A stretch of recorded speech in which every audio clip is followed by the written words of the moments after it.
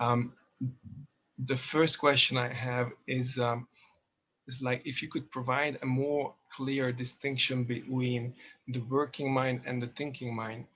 I mean, I get the the major difference between the two, but like let me give you an example.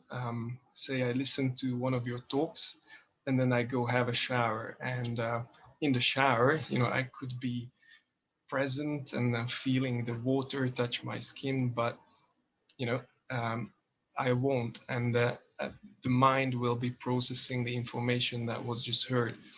And so what is that? Is that contemplation?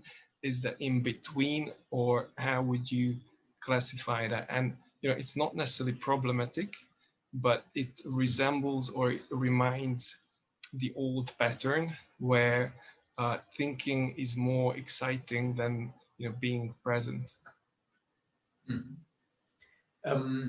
Yeah, so it depends. You can see how easily we set up an objective of being present, for example.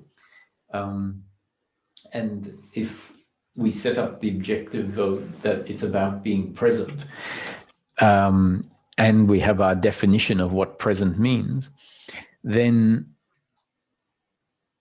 we lose track of the fact that maybe it's about the end of suffering. And we might have an idea that presence means being present with the physical environment, right? So you might find yourself, if you're on your phone or you see someone else on their phone, you might say, oh, they're not being present. I'm not being present in the environment.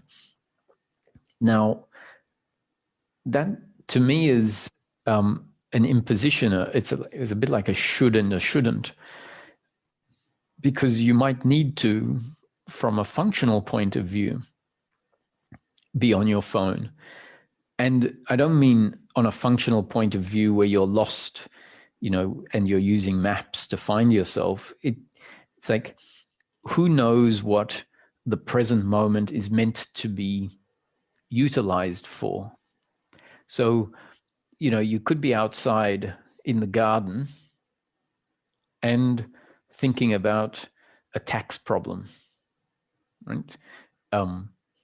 Which, like, I don't mean thinking about the fact you have a tax problem and life is terrible because you have a tax problem, but maybe you're trying to work out how to minimize a capital gain on a share transaction or something like this. And that thinking is functional thinking. It is not the thinking of the thinking mind where there is an uncomfortableness in the form of guilt or blame or pride or worry or expectation.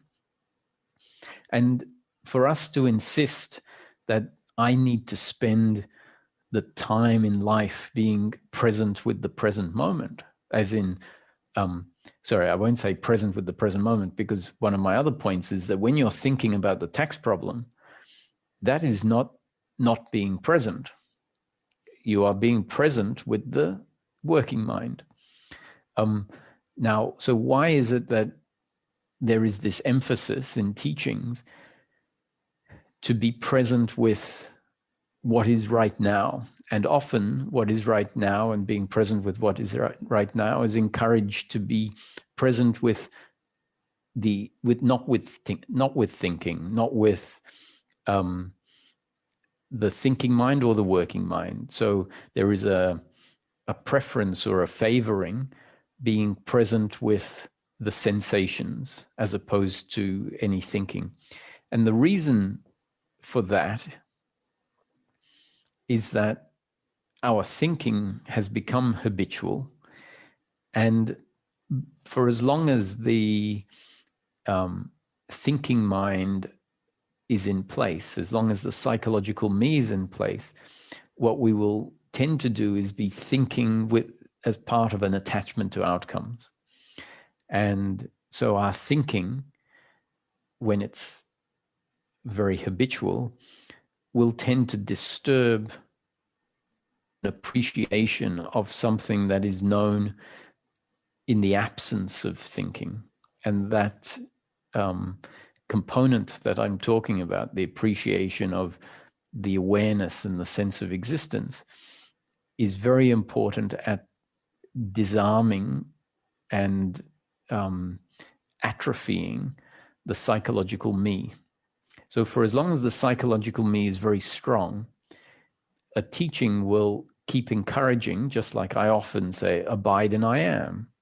Now, abiding in I am in its initial stages means stop thinking, all thinking, including the working mind thinking, and just rest in being, which means you really need to be present with the sensations, the experience, the feeling. And the reason, as long as we understand the reason, that's because abiding in I am, being present, is effective at